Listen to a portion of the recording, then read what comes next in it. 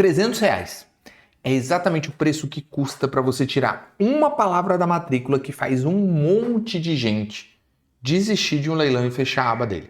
A palavra é penhora. E hoje você vai ver um leilão que tem uma penhora registrada na matrícula e como você vai saber se é um problema ou se não é e como você faz para tirar essa penhora dessa matrícula. Tá, então vamos começar pelo básico. O que é uma penhora? Pensa da seguinte forma. Antes de um imóvel ser leiloado, ele precisa ser registrado ou marcado. Porque senão, teoricamente, seria muito fácil para alguém se livrar de um bem para não pagar uma dívida.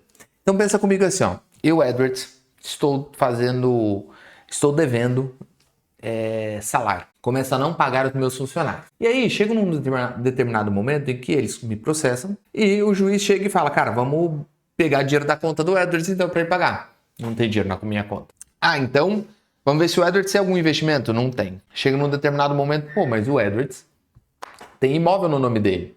Tá aí uma boa oportunidade da gente conseguir saldar essa dívida. Você concorda comigo que no momento que eu sei disso, automaticamente eu vou lá e vendo meu imóvel, tiro o imóvel do meu nome. Opa, não é mais problema meu. Óbvio que tem alguns pormenores nisso, mas vamos passar desse jeito. E como as pessoas, porque eu posso vender esse imóvel, e como que as pessoas que poderiam comprar, em tese, elas seriam ali inocentes no cenário como um todo, como que elas poderiam saber que esse imóvel teria algum problema ou não dele comprar? Simples. Para isso existe uma coisa chamada matrícula. A matrícula de um imóvel, ela é todo o histórico dele. Ela é como uma certidão de nascimento, mas com um plus de um histórico escolar ou aquele relatório médico, sabe? Basicamente, ele vai contar desde a criação do imóvel, desde quando ele era um terreno até a construção e afins, toda a história daquele imóvel. Isso é muito importante você saber ler uma matrícula no geral.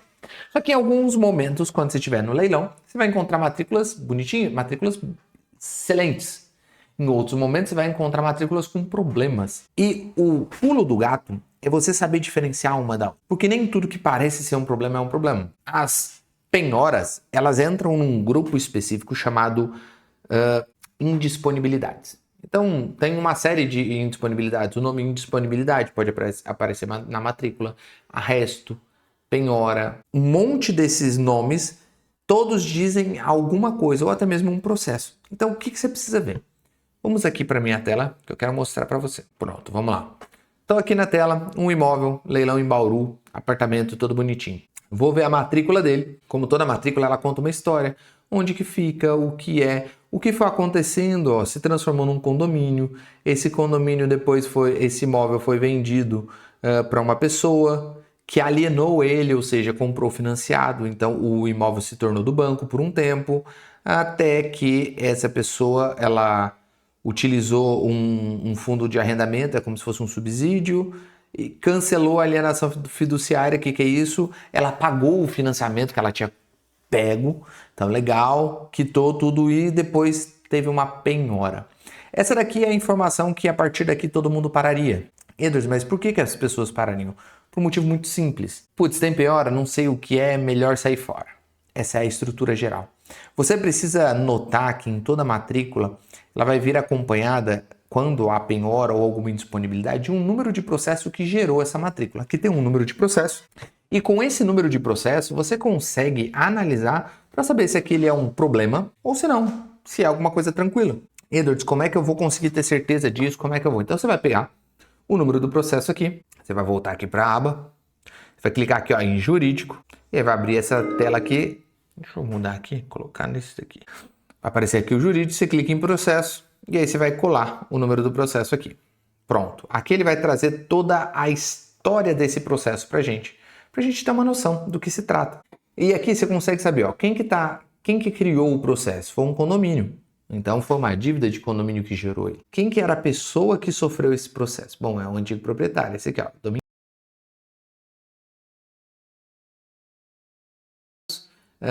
quem que é o perito ou leiloeiro? Tem um credor, que é um terceiro, a Caixa, e o interessado, que é o Departamento de Água e Gás. Provavelmente eles estão devendo água e esgoto também. Tá. Muita informação, Edwards. Sim, calma. Vamos com calma aqui, muita calma nessa hora. Primeira coisa que você precisa ter noção, tá? Na maioria dos casos, você vai entrar na matrícula e não vai ter nada lá. Você vai entrar, vai ter uma consolidação de propriedade. Edward, isso é um problema? Não, isso é o normal, isso é o geral. É você seguir com o leilão normalmente. Você vai pegar, é um imóvel que foi consolidada a propriedade, ou seja, o banco pegou de volta e vai leiloar. Bonito. Em outros casos, você vai ter essas indisponibilidades. E aí, uma indisponibilidade, você tem que ficar bem atento com a modalidade de leilão que você está participando. Então, por exemplo, esse leilão que a gente estava vendo aqui, ele é especificamente um leilão judicial. Então, é óbvio que este leilão em si implica que só vai acontecer se houver um processo, por isso existe aquele processo ali. Então, quando há um leilão judicial, você não precisa ter medo. Por quê? Existir a penhora é parte natural do processo, tem lá as etapas que você precisa analisar. Mas a maioria das pessoas que vão arrematar um imóvel, por exemplo, de leilão da Caixa, elas vão ter medo da penhora ali. E você está certo de ter um certo medo. Você viu a penhora num leilão da Caixa, não faz sentido, de forma geral, porque você não precisa ter um processo para acontecer o leilão da Caixa, sacou? Então, beleza, Edward, eu vi lá. Tá limpo, siga em frente. Não tá limpo, o que eu vejo?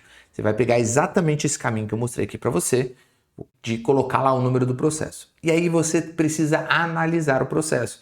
E é por isso que aqui muita gente foge, tá? Muita gente vai embora. Por que, Edward, muita gente vai embora? Porque não é uma questão simples de você ver. Não é uma coisa tão trivial.